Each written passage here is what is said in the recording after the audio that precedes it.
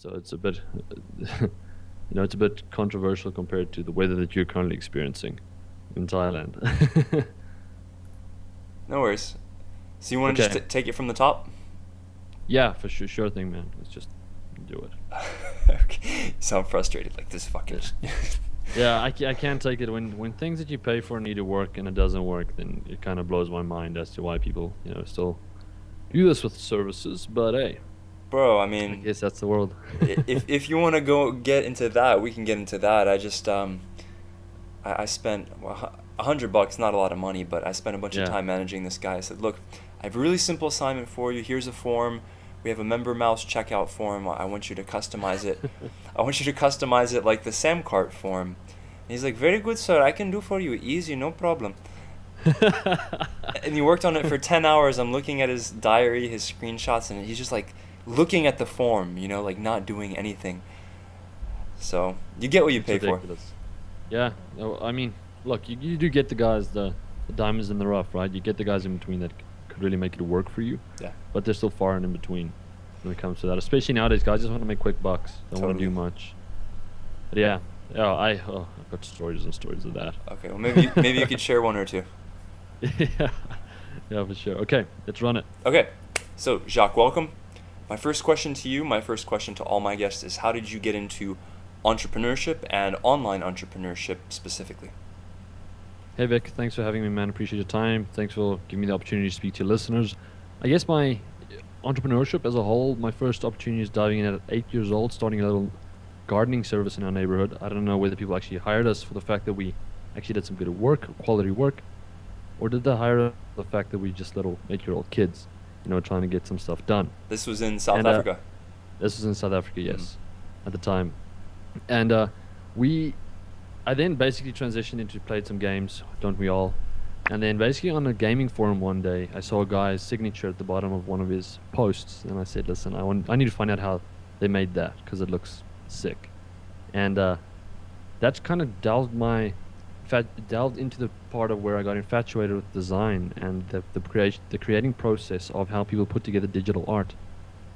So I started off, meddling around with Photoshop 7 at the time, and really just trying to consume as much content and tutorials as I possibly could that I could find online. Nowadays, obviously we've got access to thousands, if not hundreds of thousands of tutorials and courses and things, as to where back then we didn't. You really had to dig deep and look for the things that you wanted online. I mean, we didn't have courses readily available to us as we do now with Treehouse or with Tuts Plus or anything else like that.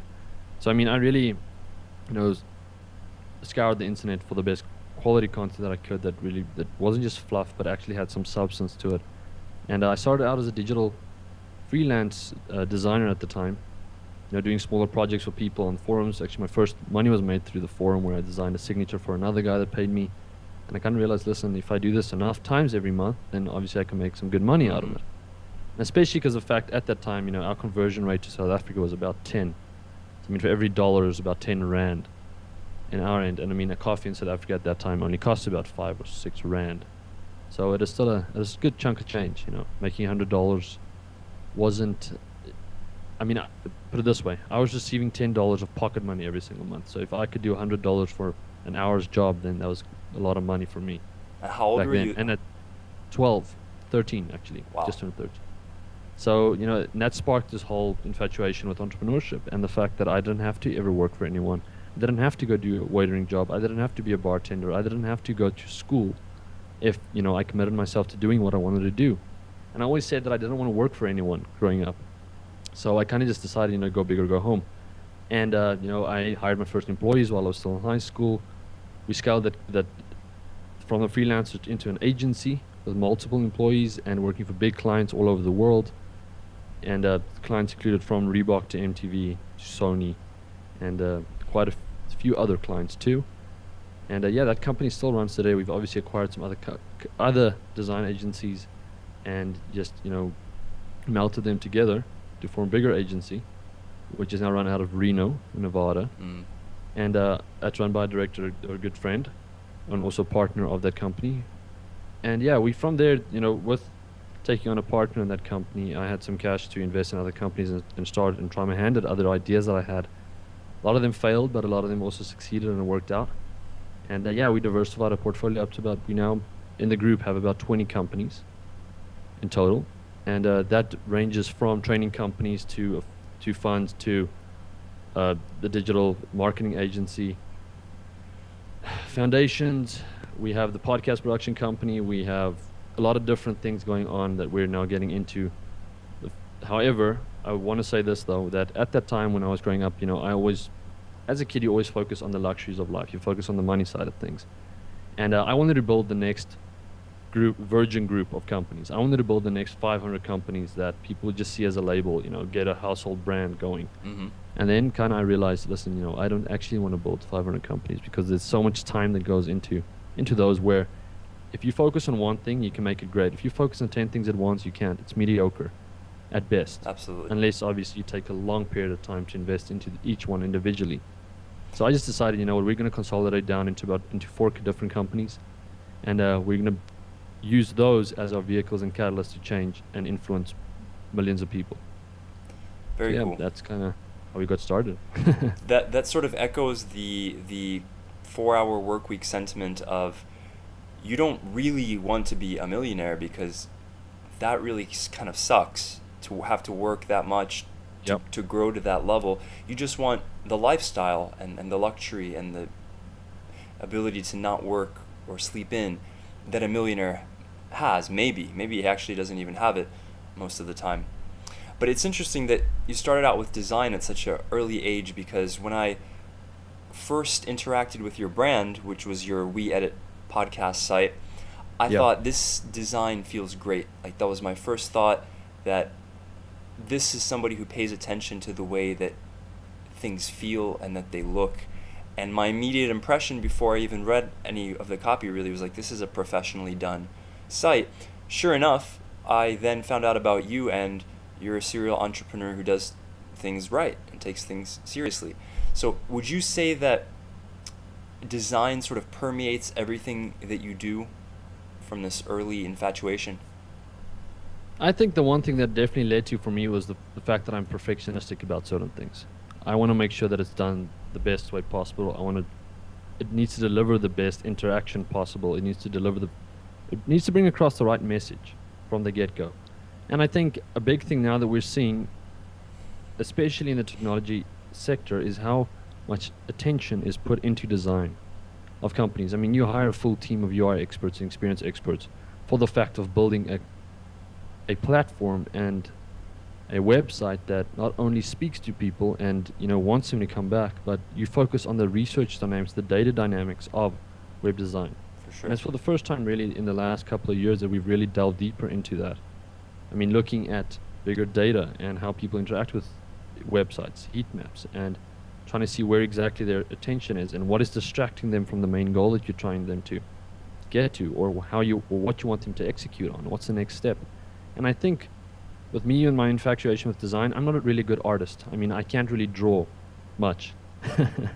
But if you give me something with Photoshop, for instance, or you give me a tablet, I can find my way around and help create digital art that I guess to some people is mind-blowing. I mean, one of the collaborations I did with another artist way back when, was commissioned by DVS Shoes, and that actually ended up blowing up, being downloaded I don't know how many millions of times across the web as wallpapers, and running into people saying, hey, look at this cool pic I just downloaded, and that's our art, That's cool. And it's just a different thing. We started in 2009 because of that art infatuation. I started Creative Overflow, which is an online design magazine, and that grew 2 million page views a month in 2 years. And then we were ranked as number 30 in the world for design magazine influence. So it's looking at someone that doesn't really have artistic background in terms of drawing and no formal training. No formal training. It's just all self-taught. Google's my teacher. For sure. Put it that way. Okay, so let's circle back real quick to your podcast production company. This really interests me because, as I told you before we started recording, the way that I sort of was introduced to you was I was talking to a friend or an acquaintance, and I was telling him that, you know, it would be a really good idea. I think I'm going to do this. I want to do done-for-you podcasting services where people submit their audio recordings and we take care of everything else. We write their post, we do the ID3 tags, we can even submit it to iTunes for them. And he's like, oh, that's pretty cool, but you know, I think someone's already doing that. And then that's how I kind of heard about you and found WeEditPodcasts. Can you talk a little bit about the power of podcasting, the podcasting space? I know you had John Lee Dumas, who's sort of like podcast baller #1 king guy. Yeah. Can you talk about podcasts in general? Yeah, for sure, man. I think the big thing is that podcasts, you know, obviously 2015 isn't the year that podcasts launched. I mean, iTunes, if you can track it back up until 10 years ago, that podcasting really started out, and you could download podcasts, and everyone was talking about this audio blog, basically, you know, referring to posts that they're reading over audio, and looking into podcasting more as a form of, I guess, content distribution for furthering ways of helping disabled people at a time. Then there was really putting the emphasis on the power of influence through content or through audio content. And, you know, things changed in the last 2 or 3 years. I mean, since John Lee Dumas, since JLD, as he refers to himself as, he, you know, started a podcast, Entrepreneur on Fire, and he had a goal of interviewing 1,000 entrepreneurs, and he did that. And he started up Podcaster's Paradise, and, you know, he's put through thousands of people through his courses and made a lot of money doing that by helping people realize how far you can actually go by reaching people in different sectors and different industries through podcasting, by not only focusing on the inward focus of your site, but also expanding and telling other people's stories, and telling people stories that actually are engaging, that people want to listen to, not just mumbling, as an example, on a radio show, you know, talking about the traffic and the accidents and whatever else is going on, where people, you know, kind of switch off when it comes to news and things, but actually telling stories that are engaging and helping and educating other people with that. And podcasting has come a long way. I mean, we now see apps every single week or every single month being developed for different listening apps. We see different content distribution platforms for podcasts. There's a lot of innovation happening in and around podcasting, coming back from 2, 3, 4 years even. And we, you know, even with us being in the podcasting production side of things, we see people, or hundreds of podcasts, launching every single week. I mean, every single day, I guess. I mean, wow. Yeah, I think, Andy, how many new podcasts do you see? So sorry, I'm just talking to the sales guy from WeEditPodcasts. How many new podcasts do you see popping up every single day on iTunes? What are you saying? Is hundreds. Yeah, I mean, and you know, they look at it every single day and they see there's hundreds of new podcasts every single day that's popping up. How many of those iTunes do you reckon are successful? And I guess it'd be kind of hard to define what is successful for a podcast as well. I guess it comes down to commitment, right? I think a lot of things that we're seeing is people are super excited about getting into it initially. They pay the $1,500 to get into Podcasters Press, or what am I saying? Sorry, not Podcasters Press, Podcasters Paradise. And they go through the course, they set up their podcast, they're super excited about it, and they kind of realize that it's actually work to make a podcast work. Yeah. And they go at it for a month, and then they start to drop off. And I mean, we've had tons of clients that signed up with us. They're excited about it for the first month. We help them get everything sorted out. We produce the first 5 or 6 episodes for them, and then, I mean, there's now a couple of more clients that we have that haven't submitted an episode in the last 2 or 3 months. And they've got good ratings, they've got good listenerships, they've got good results and statistics. But it's just that people really run out of, if they don't get a direct reward from their podcast, where people are saying, oh, I found your business through this, or I did this through that, then they just see it as an expensive hobby that they should actually like to do, instead of something that they're passionate about. And sorry, I just want to add to that too, I think that people who are really busy with their businesses, myself included, you sort of it's hard to produce a podcast on a consistent schedule. How do you do that? How do you produce a podcast on a consistent schedule when you're really, really busy? I think that evidently it comes down to planning and batching. For me personally, I mean, so you've listened to the Jacques VH podcast, and that has now actually we've actually stopped that podcast right now because we're busy working on a new TV network called Jacques VH TV, launching with a couple of new shows. and this will be my plug. I'm kidding. Are you going to be on it? Yeah, for sure. It's all video content. We're starting a couple of different shows. The one is called, which is the Ask Jacques VH show, which is similar to the format of Ask Gary V. Just more based on entrepreneurship, not really social media. We'll hopefully get some traction with that. Another show called Influencers, interviewing people of influence and power in different industries. Then my wife will be doing a show called Boss Lady Chats, interviewing women, successful business owners. Then me and Andrew, one of the guys that work with me, we'll be doing Next Level Millennials, talking to the next generation of people coming into the workforce and into the workplace. And then we have another show on travel that's coming in. We have another show on family or doing business with kids in the house and how to make that happen and travel whilst doing that. And then my wife and I will be doing a show called Your Hand in Business, Marriage and Entrepreneurship Collide. So how do you juggle all those spinning plates? I think evidently, like I said, so coming back to the first question, or the first part of the question is batching. I mean, for us, what we're going to be doing is we're going to be hiring full-time production people to not only work with us every single day and follow us around, but also do our shows and take care of all of that. So the studio will be set up, the equipment will be ready. We just come in, sit down, do our 30-minute show and leave, and everything gets taken care of for us. I mean, yes, it is an investment, and we are obviously in that position to do that, which a lot of people aren't, which makes a big difference with us, and it obviously takes a time commitment.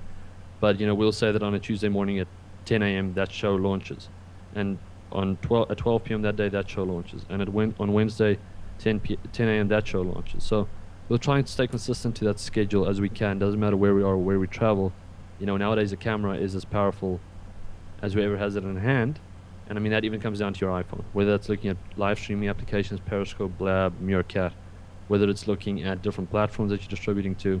And evidently our goal with this is to go towards building a network like even Grant Cardone did, where it comes down to on a Tuesday 10 a.m. we actually have a live show where people can call into and ask us questions and talk about being married in your early or mid-20s. And how do you make that work? How do you stay on the same page? How do you actually, reach your dreams and your goals with your spouse? Not biting on your heels or pulling you away, but rather just enforcing and motivating from behind. And it's a key thing, and it's a hard thing to do for a lot of people, because especially when it comes to work, a lot of women don't see, or men want to work hard. Women want them to stay at home or relax. Don't work so hard, you're gonna burn out. Don't take that seriously. If we don't make it, it's okay. And what does that do for you as a man? It kind of makes you do the opposite, which makes me suspect that they know what they're doing when they say that, and that it's really just like a reverse psychology that's so profoundly ingrained in the female psyche and the female behavioral DNA that they're not even necessarily aware what they're doing. They're saying, oh, don't work so hard, whatever, it's okay if you don't make it. And you're thinking like, wait, I'm not going to be a loser. I'm gonna make this happen. You crazy? Yeah, for sure, man. I think so. I think it's a whole reverse psychology thing that happens when it comes to that. And circling back to your question initially, how do stay consistent with podcasting? When it comes to interviews only, specifically, I'd say, and you only have your own time to work with, and you're doing your editing and taking care of all of that, I'd say that Mondays or Tuesdays are usually the best days to really schedule a couple of interviews right after one another. And you push for those times. You tell your guests you aren't available on Wednesdays, Thursdays, and Fridays. You've got between this and this and this time. You have available on Monday or Tuesday, and you want to do that. So by Tuesday evening, you have your 5 or 6 episodes done. And then obviously the editing and the fun starts. Yeah. And if you can't afford to outsource, hire WeEditPodcasts. We take care of it for you. But otherwise, just make sure that depending on how raw you want to keep it, I think a lot of guys take it too far when it comes to production or editing. They really want to make them sound like professionals, but when you take that away, or you look at how they really sound, they can't speak for anything. I mean, there's just ums and ahs and uhs, and it doesn't even really sound like a dialogue you're having with anyone, because they're really edited to the point of where it doesn't even sound normal anymore. The pauses aren't right. It doesn't sound like they're actually speaking. It just sounds like a robot, basically. It's like music that's overproduced, and it loses its humanity a little bit. Yeah, for sure. No, completely. And yeah, so I mean, stay consistent there. And then on Wednesday, you can get up a bit earlier, edit your podcast, and you're done for the next 2 or 3 weeks, depending on how many shows you do. So I mean, and that can be done on the first week of every single month. Get 5 or 6 episodes done, schedule them in, and then edit the first 2 on the Wednesday if you want, next 2 on the Thursday, and the next 2 on the Friday, and you're done for the next month. Sounds to me, Jacques, like you're saying basically, don't be a lazy bastard and be smart about the way that you're doing this, and then do it. Yeah, for sure, man. I've never ever come across anyone that has been successful in what they do, that weren't committed, and weren't scared to put in the work and the time for that. Yeah. Now, okay, so along those same lines, what I've been doing is documenting every single step of the podcast production process in terms of inviting guests on, sending them a welcome email, the way that I record, a checklist, pre-record checklist, like I said, I'm turning off my phone now, and you said, okay, Yeah. I'm turning off my phone. All of these little, and I'm sure you've read the checklist manifesto, checklists are huge, and what I'm finding is that as these documents are coming together, these SOPs, I'm going to be able to give them to somebody fresh off the street, more or less. They have to have some common sense, and say, look, here's the raw audio file, you do everything else. And if the documentation is good and the person is relatively intelligent, then they're going to be able to produce that for me. Which leads me to my question to you, is how important are these sort of SOPs, these standard operating procedures, these documentation processes in your business, in your businesses? I think it's super important, and I think the big thing for me is, whenever anybody comes on board, depends obviously on the company, they go through some training, they go through some testing, they go through a probation period of time where we actually want to see what they're made of, what they're capable of doing. We actually give them harder tasks than usual to put in the time to make sure that they can take care of themselves and handle pressure when it comes down to it. Because the last thing that I want in anybody, especially in business, is when I put the pressure on that they say, sorry, I can't handle that. Yeah. And then I was dependent on them to give me that result, and they couldn't produce. Yeah. And So that's at the all that end of the matters, day- the results. Exactly. All that And matters. unfortunately, though, looking at the older generation of how they did business, they did not have SOPs in place. They did not have the correct documentation in place. They did not have the correct checklists in place. And with that, obviously, you've seen a lot of turmoil and arguments and headbutting happen because of that, and the fact that people don't always understand, because some people are more detail orientated than others are. Mm-hmm. And I think that's, for me, like I said earlier, I'm perfectionistic when it comes to things, so I'm very detailed. For a long period of time, I always thought that I was the only one that could do certain things and other people couldn't. And until I really released and took away that focus, that inward focus that I had, that is when the business really started to blow up and take off, because I gave that are really good at what they do that responsibility to take care of, and so that I can focus on what I needed to. You're really scratching me where I itch right now, because we were talking before the call about sort of some HR disasters, and I'm at the point in my business where I've been hiring a lot of people. I've brought on a project manager. I have contractors helping me with my membership setup and support service, MemberFix, and a lot of it, I'd say about a good 75% of it, has been just a massive headache. And you mentioned you have a process and a probationary period, and you sort of vet your hires. For selfish reasons, I want to know, where do you find good employees, and how do you weed out the tire kickers? Well, first of all, I think that anybody that you want to pay a little bit amount of money, you can already kind of notice or kind of feel where that's going. You need to take pride in, obviously, what you pay people, especially when they're fully employed. Contractors working on commission, or contractors working as contractors, different stories, because obviously they set their prices. Mm-hmm. And that also comes down to the point of where you determine exactly where they are, looking at different budgets, looking at the amount of money that you want to spend on them. And when it comes down to employees, we oftentimes, depending on which business it is, we put out, just an ad, or to say, we're looking for this and this and this type of person. Here's the details. Serious applicants only. You need to be able to take care of this. You need to be able to work that amount of hours. You need to be able to handle stress, and it's not an easy process to apply, and only the best get chosen. So you need to take out, all stops. if we're looking at new startup business or depending on what we need to do. So as an example, for instance, transcriptionists, when it comes, we go on to Upwork, which is now changed from Odesk. whatever it was. Yeah, Odesk and Elance. And we really, find the people with good quality track records. And we actually bid on them to hire them full time. And then we actually just take them off of Upwork and say, listen, okay, now we're bypassing Upwork. You're now done with that. Obviously, after the probation period and things happen, there has been some times that the probation period just didn't work out for some of them. And because we do have quick turnaround times, we do have a lot of pressure when it comes to that.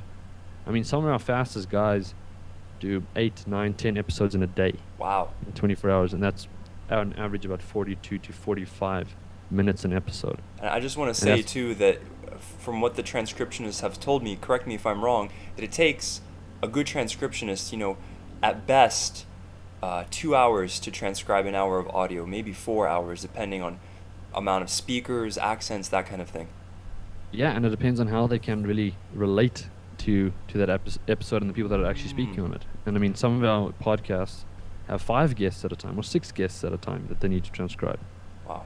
And the guys type 100, 110, 120 minutes, 120 words per minute, when it comes to that, listening to audio. And it's fascinating to me what some guys can pull off. And I mean, I thought at the time we had some fast people, and then we took on a new guy, and he just completely blew us away. And we always have a joke in the office. What do we call Enrico? Anyway, it slips my mind. Anyway, it's something to do with fast bullet or whatever we refer to him as, or lightning, or I'm not sure. I can't remember right now. But he's just a guy that you give him something to do. He doesn't ask any questions. He just gets it done. And whether that means that he needs to work for 48 hours straight, he'll do that too. And when the pressure is applied, they deliver. And when it comes to finding the right people, I just believe always paying people a premium of what they need. And if you invest in your employees, they'll invest in you, which will evidently lead to more revenue. So then, just a little bit about the probationary period. How long is it, and how do you sometimes people look so good on paper. I'm thinking of one example. I hired somebody, he was a contract guy.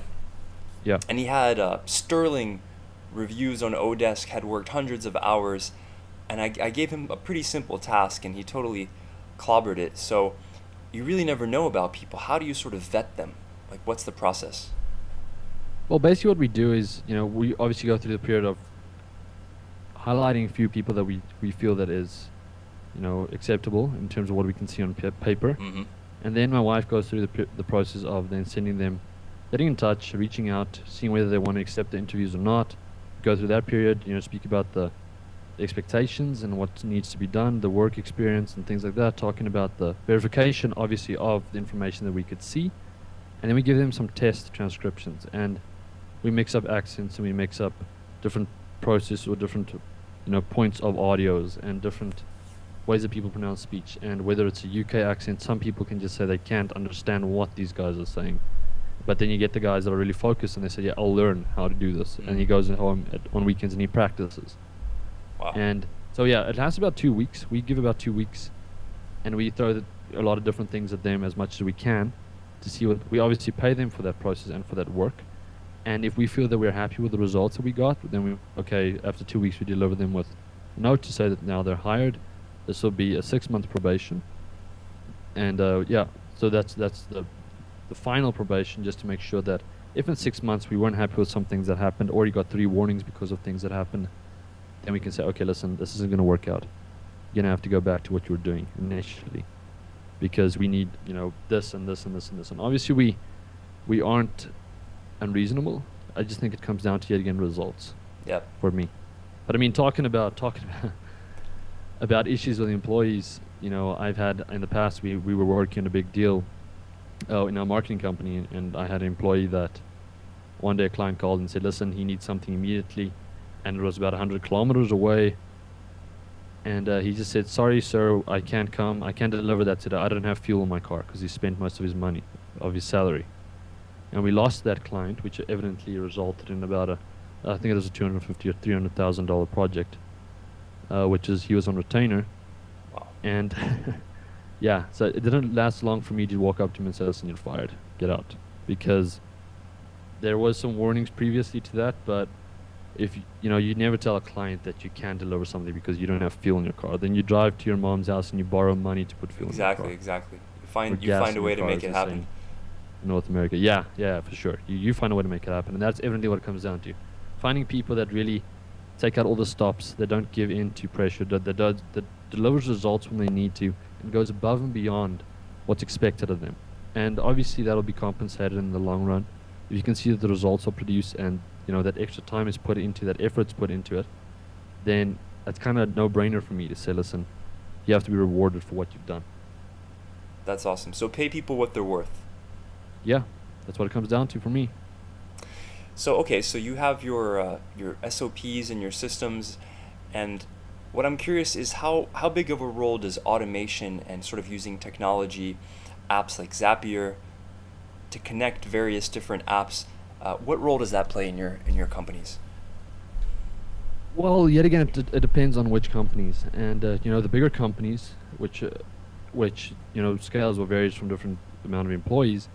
We use tools to obviously automate tasks to create new, like Zapier, and interacting or connecting that with Trello, for instance, and creating new cards on a weekly basis. So when that's done, it's completed, but on a Monday, gets rescheduled again to take care of, or whether it is with blog posting or content writing or content creation as a process, for instance, with clients, to make sure that that client needs a new email newsletter done every single week, or that client needs the ads rechecked, and once it's been checked, removing it, and then obviously Zapier, it creates a new task for you to take care of, so that you're always consistently reminded without having to do the manual labor in terms of setting that up. To be honest with you, we haven't automated too much of what we do. The reason being, well, obviously effectively saying that we don't really need to because we have the staff and the manpower, but we automated simple tasks, which right now, for instance, like booking schedules and stuff like that, where you set up Calendly or use Schedule Once. Those types of things we don't have to take care of. We're having an assistant take care of scheduling meetings and stuff like that. But when it comes to the raw work, even with WeEditPodcasts as an example, with transcriptions, you can do drag and speak, and you can try and filter that through the audio and then correct all the mistakes. But we still believe that humans and man are still pretty accurate at the moment in what we do by getting the best results. Technology is catching up very fast. I mean, even Watson's, the AI, it blows my mind of what it's capable of doing. But we still have a journey to walk with technology and really fully automating certain processes that are currently taken care of by humans. I guess in a sense you do have them automated, but they're automated via your human resources. Exactly. That's like someone saying, or giving an example, a simple example, which I don't do because I'm pretty perfectionistic, but if someone were to create quotes for your Instagram and you have a full-time employee that takes care of that for you with your personal brand, that's automation. Because I don't have to do that. For sure. Okay, so you mentioned Trello earlier. What kind of, and also I want to say too that you mentioned before that how certain apps, certain companies, they do various kinds of usability testing. They do eye tracking tests. I was actually part of the early eye tracking tests for YouTube because I was living in California at the time in my car, looking on Craigslist for like, oh, here I can go be a guinea pig in a psychology study. They'll pay me $500. Or, oh, I could go to YouTube in, where was it? South San Francisco, I think. And, they'll pay you to do eye tracking stuff. So what I noticed was certain apps, everybody kind of uses them, and you don't get it until you sort of start using them, like Slack. Everyone's using Slack this, Slack that. And I thought, this is stupid. Why not just use Skype? And then you try it, and you spend a little time in it, and it just it's like an awakening, like, why it's so well used. Can you talk about the apps and the programs that power your business? Let's just focus on WeEditPodcasts as an example. Sure. I think that, usability and the ease of use is what it comes down to. Skype has obviously progressed a lot in the last few years. It's come a long way. But it still sucks. Yeah, drop calls, man. Can't take it. I just can't deal. But, looking at over the last few years, even looking at AIM or, looking at all these RC chat or relay chat platforms, we spent a lot of time on them when we were younger, and now that really just Slack has taken to a new level when it comes to interacting with teams and being able to not only relay information or communicate effectively, but also setting up different groups and different interactory methods and rooms and groups for different tasks and people and clients. I mean, it's even effective client communication tool when it comes down to it.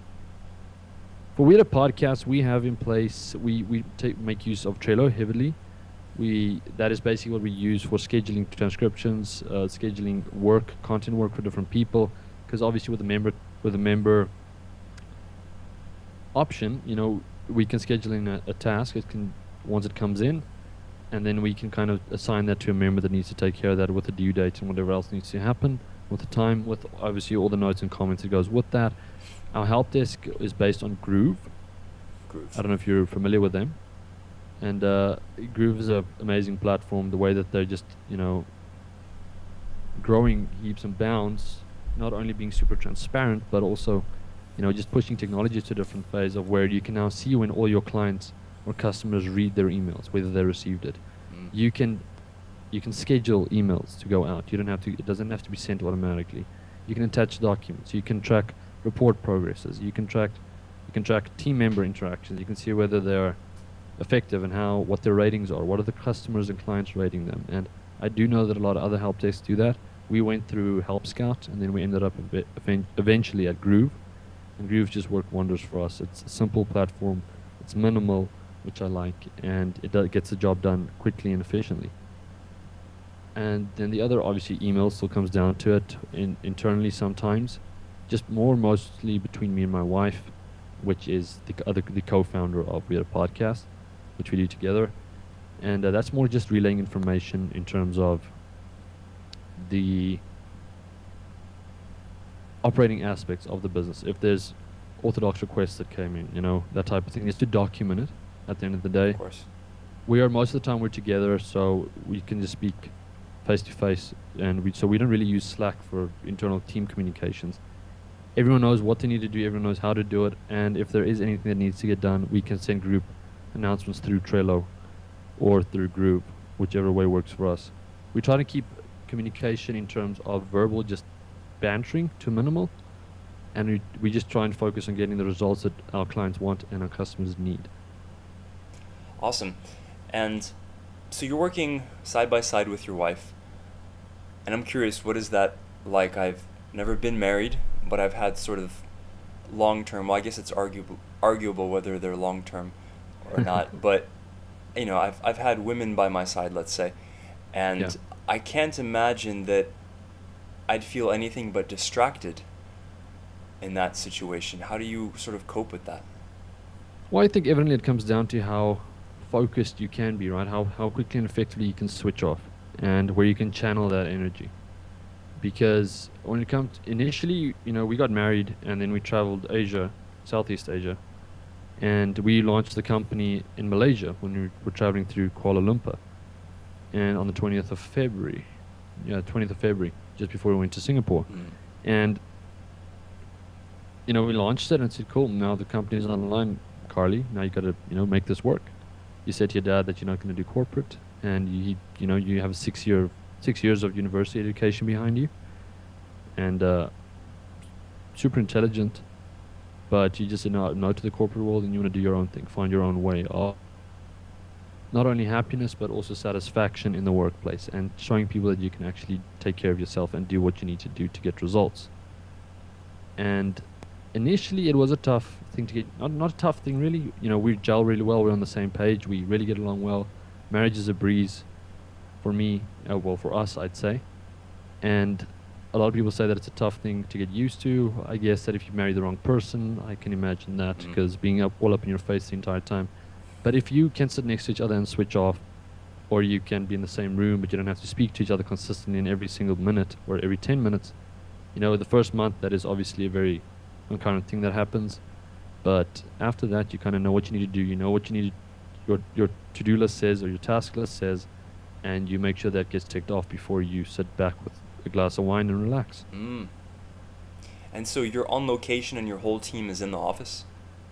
No, so we are obviously spread across, different continents. We have got transcriptions in the Philippines too, and we have with us here, it's just me and Carly, and then Andrew, which handles VP of Sales, which handles all the sales processes and interacting with clients and new clients and having them on board into the process of getting established, doing all the calls and all those things.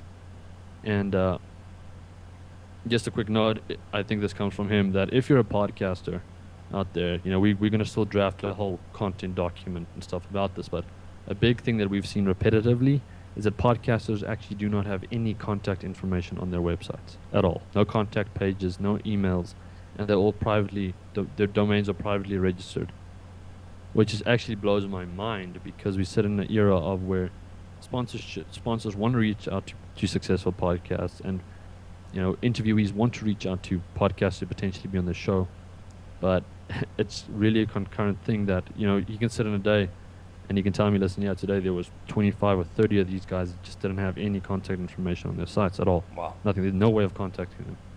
And I believe the About page is the second most visited page after the homepage. Yeah, and you can check out the About page. There might be a photo of the guy, doing his little portrait smile, and then he basically just moves on to. That's gonna be the image I'm using on Twitter. You can get a better one here. I'm kidding, but I think that evidently people don't realize how important the aspect of a website is around a podcast. Some people just use their Libsyn pages as their websites for their podcast, which I find fascinating, because people just don't want to put in that extra time or that effort or that money to really invest into their business. And if they don't invest into their business besides their time, how can they really call it, or tell me that they're actively striving to become successful in what they do? Yeah, you have to have something at stake in order to gain. Yeah, for sure. Like man. That's the only way. If you're walking down the street and there's like a mediocre looking girl, you don't risk anything going up to talk to her. You're not putting anything on the line. But if she's like a 10 out of 10, yeah, with like the handbag and the Gucci sunglasses, and you're like you're scared at even the thought of talking to her, then you know that if you can make it happen, then you really won. Yeah, and I think that evidently that comes down to where guys go, if I had the car and I had the nice suit and I had the Armani glasses and everything else that goes with that, I'll take my chance, but otherwise I'm staying away. Yeah, exactly. That's actually the end result rather than the prerequisite, isn't it? Yeah, for sure, man. That's it. Interesting. Okay, so we've talked about a lot of different things in your business.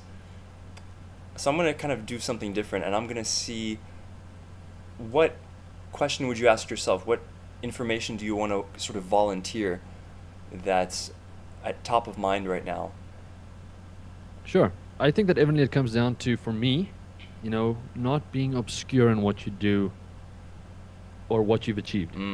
I grew up in a society where we grew up in a little bubble because of the town that we lived in. I grew up in Jeffreys Bay, born and raised, a surfing town known worldwide for Super Tubes, which is a stop on the Billabong Pro every single year. And I grew up always with the mentality of people telling me that, you shouldn't show what you achieve, because the person that's really successful is the one that's the quiet one sitting in the corner, and it's completely the opposite. Especially now. I think that once you start to reach success, you can teach and influence other people to help them become successful as well, and really helping them raise the bar of their life and what they need to commit to and what they can expect on themselves. So I just say, for me, the information that I like to volunteer is if you are looking at starting a business, get onto as many platforms as possible.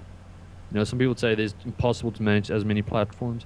If you set up the right schedule, if you spend an hour every evening putting on some content on different platforms, or using scheduling tools like Buffer, for instance, bufferapp.com, and you can basically take care of all your social media needs. And if you really do what you say you do, then you shouldn't have a problem jumping on Periscope or Meerkat or Blab, discussing different situations about your business, about yourself, having people see insight into what you do, where you live, where you work, who you are. I think exactly what it comes down to. And that's the thing. People don't always connect with businesses or the services that they provide. They connect with the people. Yep. And a new client ain't just a contract. A new client is a new form of relationship, which could unlock doors to potentially other revenue streams or other opportunities which you might have never even dreamt or thought about. Yeah, absolutely. It's so interesting that we're talking about transparency because literally today I saw a post from Justin over at empireflippers.com, Yep. and it was all about this movement of transparency in business. And I even thought about this. I thought, what is a good sort of marketing strategy for, a business or a productized service? And I think what most people aren't doing is saying like, okay, here's my business, here's exactly how I do everything. Feel free to steal it, implement it in your own business, feel free to copy me. And the result is that some people will copy you, some people will compete with you, but if you're in a market that has room for more than one player, you'll do fine. B, the main currency is actually trust. That's what makes people want to do business Yep. with you. You said it's a relationship. So what is a relationship based on? It's based on trust. And you're cultivating that trust by saying like, look, I'm an open book. Anything you want to know about my business, save maybe my revenue numbers, you can know. I'll tell you right now. And people are like, wow, okay. I think, I grew up also where, I was chasing this whole design aspiration that I had of becoming one of the best designers in the world. And I struggled with that because people didn't want to help. I reached out to so many different designers and people, and no, I'm not going to help you because you're going to be competition for me. So I set out to, obviously fuel that just fueled my fire, and I got delved into deeper as to where I joined different groups of designers. And then I started to write tutorials for the likes of Advanced Photoshop and Photoshop Creative magazines. And, I was interviewed for Entrepreneur magazine at the age of 17 or 18. Because I was an up-and-coming designer, a digital artist that was sharing his information and tutorials with other people, showing them how to create the same pieces that I did exactly, word for word, step for step. And that's just what it comes down to now. When we start any business and we're set and committed to doing it, I believe that there is no competition for me, because I know that I'm going to deliver my ultimate best and do what I possibly can to come out on top. And if I keep thinking about the competition or the people that are against us or the people that are taking our clients or looking to take our clients, all that I do is I say, listen, what can I provide that they can't, and what will be impossible for them to provide that I can? And that's what differentiates me. And then basically in my scope of vision and view, there is no competition. Okay, and I want to reiterate what you just said in a more poetic way, which is that business is sort of your medium now, your medium for expression. And the more that you do it, the more competency and the more of a technician you are in this medium, the more your personality, Jacques VH, expresses itself through that medium, and nobody else can be you. So there is no competition in that regard. And I know that sounds kind of, floaty, but I think... No, definitely, I agree completely. And I think that's where people undermine themselves. They start off with their first business in a year and they still feel that they don't have any experience compared to the guy that's at chapter 30 and they just started chapter 1. And yes, you can't compare chapter 1 with chapter 30, but it comes down to the point of where you're unique in your own way, you grew up in your own way, you were around different people that they weren't, and therefore you can bring something to the table that they can't. For sure. Okay, now one thing I would be remiss to mention, and I almost did forget, and I did forget this in the podcast I did with Shane Malach. we were just chatting, we were having so much fun, and I forgot to sort of ask him about the whole topic of this podcast, which is recurring revenue. Yeah. How important is recurring revenue to the lifeblood of a business? I think super important. In the past we chased new clients every single month. We tried to sell those clients on retainer agreements. We did whatever we could to generate new business to cover all our overheads and our expenses. And still make a profit. However, things have changed now, being with the implementation of bringing Stripe into the mix and just making credit card processing so much easier, and subscription-based business is so much easier. As to where the point of where now we productize services. Basically what we're doing, we're packaging services and making that available to people on a monthly basis, where they don't get charged or doesn't break the bank, And I think the big thing for us is the realization that I made was when, even in the marketing company, that we have retainers of big amounts of people spending ad budgets of 50,000, 100,000 and up, You know, it's just that even though that's $100,000 retainer, we only see 25 or 30% of that. Yeah. If that is the amount, obviously, the more they spend, the less percentage we take for management fees. But evidently, with We Had a Podcast, you know, we started off, and the first 2 or 3 or 5 or 6 clients ain't really making any profit because obviously everything goes back into the business and funding it off the bat. The whole way that We Had a Podcast started, just to kind of fill the story in, you know, last year when I launched my podcast in September, you know, I have a lot of things going on. We've got different companies in different places in the world. And even though there are processes and structures to take care of that, obviously my time was very minuscule compared to the amount of time that I wanted to put in. So I hired a couple of guys to take care of my podcast for me. And then my colleagues basically said to me, listen, you know, can we use these guys because they're pretty good? I said, yeah, sure, let's do that. And then a few months down, I said, why don't we just productize this business and use a team and outsource it to different people? And we said, okay, sure. And then a month later, you know, the podcast went live. And since then, you know, we've rapidly grown in the last 6 or 7 months to the point of that if we hit our goals for the end of this year, next year we'll be looking at high 6 figures. Wow. in revenue, in turnover, and that's about based on a 60 to 65% profit margin at the moment. That's a good margin. Yeah. Yeah. So I mean, we're charging, you know, we start from about $249 per month for 5 episodes editing or production only, and $399 per month for transcription included without production. And looking at some of the other guys that are trying to compete with us, you know, trying to offer quicker turnaround times than the 48-hour, because we are the fastest turnaround, we are the fastest production and transcription company online with a 48-hour promised guaranteed turnaround time. I mean, does anybody need them quicker than that?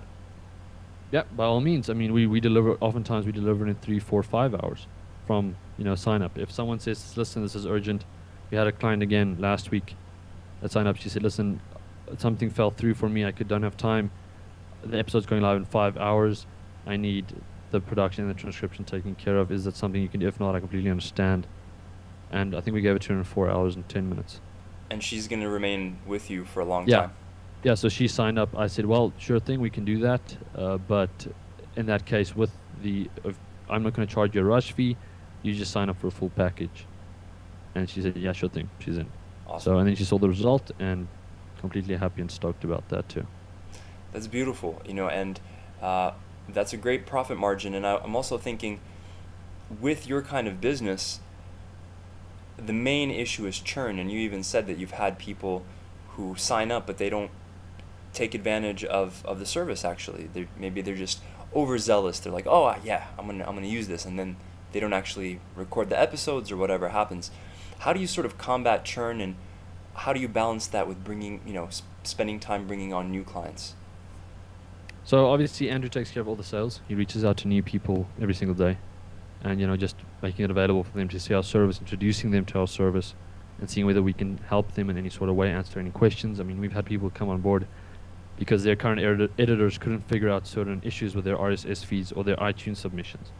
And we helped them sort that out free of charge and say, listen, there's no contract, nothing, you don't have to pay us anything for that. We'd love you for you to take a look at our services. And the thing battling churning for me is just providing a service that is really, you know, unbeatable or unmatchable in other aspects. Reaching out to people and saying, listen, we see you haven't submitted an episode for a week. Is there anything that we can help with? We see that you haven't, you know, you're struggling with that, or you haven't heard back from you in that aspect. Just keeping that open communication flow of the relationship with the people and the clients. Yes, it takes work. Yes, it takes a lot of time. But I think that's evidently the thing that helps us remain and stay growing month after month, week after week, is the point of that we really interact with our clients. We take them seriously. And we take the relationship that we have with them seriously. And it sounds like you go out of your way to offer value to people without expecting anything in return. I mean, obviously you do get something in return, and you do expect something in return, but in the sense that if you see that I haven't submitted an episode, and let's say we never had this conversation, you might reach out to me and say, hey Vic, you know, we see your podcast was doing really well and you haven't submitted an episode in a while. Are you having some technical issues? Maybe we could walk you through, no charge, no obligation. And that makes me want to do business with you. I'm like, oh, these guys are cool. Yeah, for sure. And, you know, it comes down to that. And even the point of where we say, listen, you know, we see that you haven't submitted in a month. we're downgrading your subscription plan to X amount just to keep you on the books and keep you running until you're ready to start up again. Is that fine with you? No, I'm all sorted. Just, I had a bit of a hectic time. Ready to jump in. Please don't downgrade my subscription. I'm ready to go. Or, yes, please downgrade my subscription. Give me a month or two, and then I'll get back to you. Most people would not do that. I think what you're talking. No, because it's all about the numbers, right? Yeah. It's all about the money. And the evident thing for me is that you can help if you can help as many people as possible get what they need to do and the results that they need to do, you can have anything you want. And being transparent and honest and having the integrity level of operating at that is what really makes you and takes you to the next level of doing things. And that's even saving people time and money in the point of where, listen, I feel that we overcharged you there, or that episode was only 12 minutes long. Can we take care of that for you just for free? And you made up for that by not submitting an episode last month. And we don't do rollovers, but in this case we would take care of that for you. Small little favors and things along the way, just helping them taking care of the details that we don't even say that we do. Yeah. Me jumping on a call at 10 o'clock at night, I'm concerned about a client because their episode didn't come out the right way, or she's missed a file and the guys couldn't get hold of her. Then me picking up the phone at 10 o'clock and phoning her. Say, listen, Jacques here, co-founder or the CEO of WeEditPodcasts, this is my concern, this is what I'm trying to help with. I apologize for phoning you at this time of night. I'm just concerned that we won't get to your episode back to you. And that's rave reviews right there, man. Yep. Because other people would just leave it till tomorrow. Business hours are between 8 and 5 or 9 and 5, But the thing is, if you really want to run a successful business, 24/7, that's how it works. You kind of remind me, I don't know if you've seen the show Mad Men, or if you have even time to watch it, but those guys, the way that they hustle for business, what they do to retain clients, they don't let them anywhere near restaurant bills. It's a relationship, like you said, and of course it is. Anything you could do to foster that, anything you could do to build goodwill, is always going to come back to you in a karmic kind of way. Yeah, no, I completely agree. And that's the thing, overextending yourself, pushing into a little bit of your profit margin by taking care of your clients. I've never ever seen any client complain about that or you lose business because of that. Quite the opposite. If you take care of people, they take care of you. Yeah. It works the same way with employees, works the same way with clients. Well, I'd say leave people with a last thought, but I feel like that was such a good way to leave the podcast on a good note that we could just stop right there. Awesome, man. Now, listen, I appreciate your time. I appreciate you connecting with me. I appreciate you reaching out. I think evidently before, obviously, getting to know or learning about WeEditPodcasts, well, I guess you obviously learned about WeEditPodcasts and then we got in touch initially because of a service or a job that you needed done. But yeah, man, I just appreciate your time. I appreciate what you're doing and just say keep rocking. That's it. You too, likewise. Thanks, man. Okay. Cool. Vic, is that good for you? Jacques, that was awesome.